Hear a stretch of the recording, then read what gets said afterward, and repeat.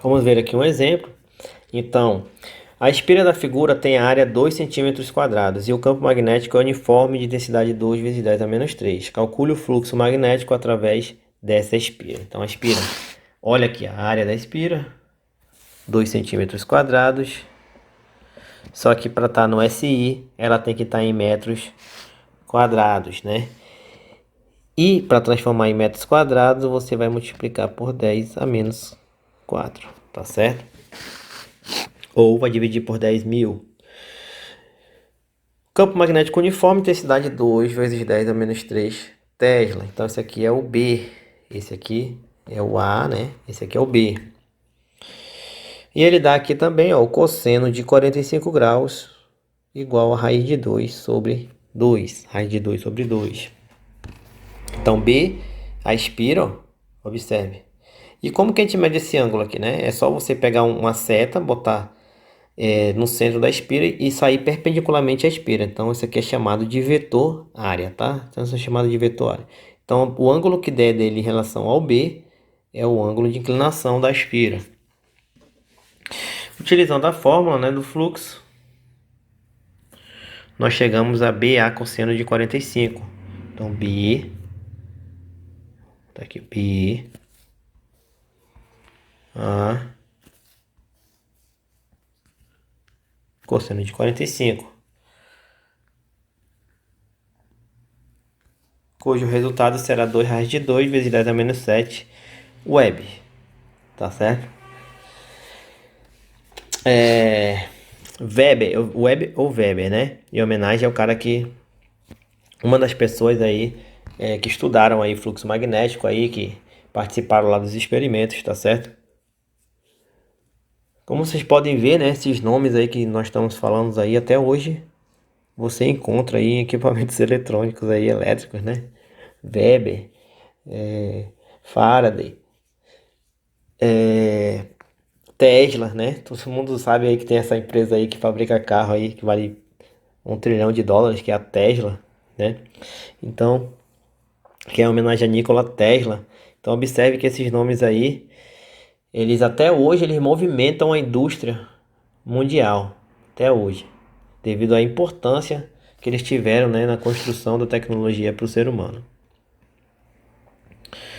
Vejamos outro exemplo, um fio condutor de forma quadrada, então, forma quadrada de 10 centímetros de lado. Então, vou desenhar aqui, ó, 10 centímetros de lado. Quadrado tem 4 lados iguais, né? 0,1 metro, tá? Então 10 centímetros, 0,1 metro. É colocado perpendicularmente a um campo magnético, tá certo? O campo magnético. Então o campo magnético vai atravessar ele perpendicularmente. Então, vou atravessar aqui. B, tá certo?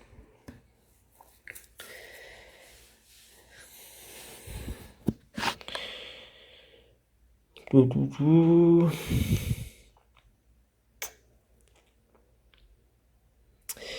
Tan, tan. Perpendicularmente ao campo magnético. Então nós temos aí, né? Qual é o ângulo formado entre os dois? O vetor área aqui. Então temos um ângulo aqui igual a menos, quer dizer, igual a 180 graus, tá? Então o ângulo é 180 graus, tá? O θ é 180 graus, né? Ou θ igual a zero. Na verdade, o θ aí nós teremos que usar zero, né? Zero. Colocado perpendicularmente ao campo magnético, intensidade 8, tá aqui a intensidade do campo, tá? Então, um fio condutor de forma quadrada de lado 10 centímetros é colocado perpendicularmente ao campo magnético de intensidade 8 vezes 10 a menos 5 Tesla. A intensidade do campo magnético é reduzida a zero em 4 segundos, tá? Então aí tu vai variar o campo magnético. Vai de 8 até 0, vai variar o campo magnético em 4 segundos. Ele quer determinar a FEM, a força eletromotriz induzida, tá? Nesse intervalo de tempo, dado o cosseno de zero igual a 1. Dado o cosseno de zero igual a 1. Então, vamos lá. O φ vai ser igual a BA cosseno de alfa, né? Que é o ângulo entre os dois, né? Entre o vetor área, né? No caso, ele está aqui. A gente considerou como zero aqui, tá? Vetor área, ó. Nós não temos ângulo formado, o vetor área está aqui, ó. Nós não temos ângulo formado entre o campo magnético e a área da espira, tá? Então, alfa igual a zero. Cosseno de zero é 1. Significa que está passando todo o campo magnético na máxima área da espira. Então, multiplicando aí, ó, nós teremos isso aqui, ó. Fluxo magnético igual a 8 vezes 10 a menos 7 Weber. Só que ele diz que o campo magnético ele vai se reduzir a zero em 4 segundos, ou seja, após 4 segundos. Ó. Então, para um ΔT igual a 4 segundos, o campo magnético ele vai desse valor aqui, ó, até zero. Ele vai ser zero também. Se o campo magnético vai zerar, o fluxo vai ser zero, tá certo? Então, qual vai ser a variação? A variação de fluxo vai ser igual a zero menos 8 vezes 10 a menos 7. Então, 0 menos 8 vezes 10 a menos 7, que vai dar menos 8 vezes 10 a menos 7 Weber. E qual vai ser a força eletromotriz? A força eletromotriz ela vai ser a variação do fluxo pelo tempo, que vai ser igual a menos, né? É menos, lembra desse menos, né? Lá da lei de Lenz, de Faraday-Lenz, né? Lenz-Faraday. Usando aí menos, nós chegaremos aí a força eletromotriz nesses 4 segundos de 2 vezes 10 a menos 7 volts. Aqui eu tenho outro exemplo, tá?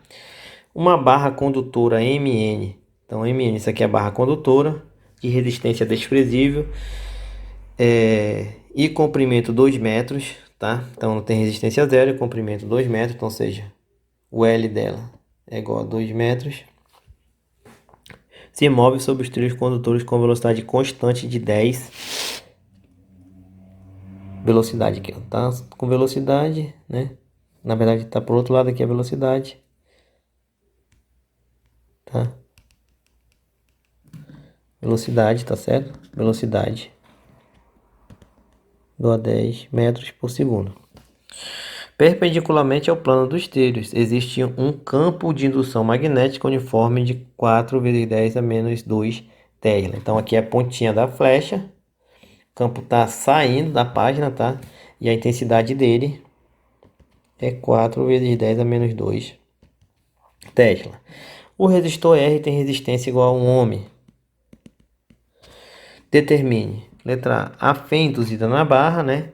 A força, a tensão, ó, que é a tensão. A intensidade e o sentido da corrente induzida, ele quer ir, tá? E a intensidade da força externa que desloca a barra, tá certo? Ele quer a velocidade da força que desloca a barra. Então, usando as fórmulas que nós aprendemos, né? Essa tensão, nesse caso aqui, ela vai ser dada por... Você pode calcular ela por menos ΔΦ sobre ΔT, tá? E o resultado disso, isso aqui vai dar VBL, tá certo? VBL. Então, você multiplicando esses valores, chegaremos aí a força eletromotriz de 0,8 volts e a corrente elétrica de 0,8 amperes. O sentido convencional da corrente é o sentido do movimento das cargas positivas, tá? Então, observe. Quando estamos falando do sentido convencional da corrente, estamos falando de carga positiva. Então, você vai usar a regra da mão direita utilizando carga positiva. Como que você vai usar a regra da mão direita? Você vai botar no indicador o campo magnético, no polegar a velocidade, tá? No polegar a velocidade e na palma da mão você vai colocar a corrente elétrica, tá? A corrente elétrica, tá certo? Você fazendo isso, você vai chegar a essa conclusão aqui, que a corrente vai estar em sentido horário. E a força magnética, você vai pegar essa corrente e vai usar aquela fórmula que nós vimos, que é BILC no θ, tá? Lembrando aí que o θ vai ser 90 graus. 90 graus, porque o movimento é no sentido. A corrente está formando aí 90 graus, tá? E vai chegar ao valor de 6,4 vezes 10 a menos 2 newtons, tá certo? Como a barra se move com velocidade constante, significa que a força externa é igual à força magnética.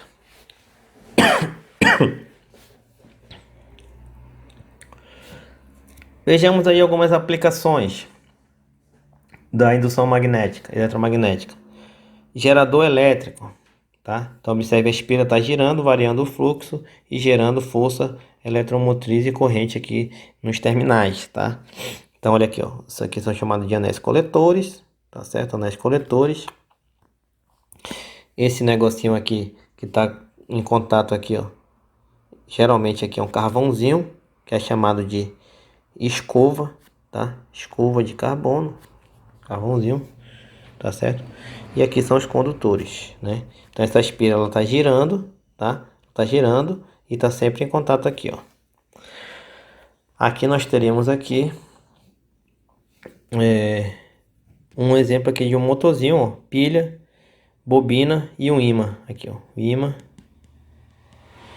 né? Aqui é a bobina. Então, aplicou corrente elétrica na bobina, nós temos aí, devido à interação do campo magnético do ímã com a bobina do campo magnético gerado na bobina do fio, né, na bobina, quer dizer. Então essa geração gera um giro, isso aí vai variar o fluxo magnético e vai continuar o movimento do motor, tá? Então motor elétrico é uma aplicação. Eletroímã, então aqui nós temos aqui um eletroímã funcionando, tá certo? Então observe como é o funcionamento dele. É só você fazer um solenoide, colocar um material ferromagnético no meio do solenoide. Então aqui tem um exemplo, ó, botou um prego, pegou um fio de cobre esmaltado, enrolou, botou a pilha, ele vai atrair aqui os clips, tá? Então isso aqui é um eletroímã. Outra aplicação muito utilizada aí, disjuntores termomagnéticos, né? Que eles têm proteção tanto para uma alta corrente, tá certo? Uma alta corrente vai fazer o dispositivo desarmar o disjuntor eletromagneticamente.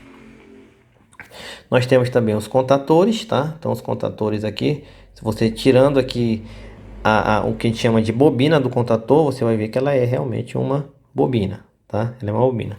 Aqui temos alguns vídeos explicando o funcionamento do disjuntor, o funcionamento do contactor. Se vocês quiserem assistir para complementar o assunto também, seria muito interessante. Outra aplicação aí, trem-bala. Todos já devem ter ouvido falar no trem-bala. Aqui nós temos um vídeo falando sobre esse trem-bala,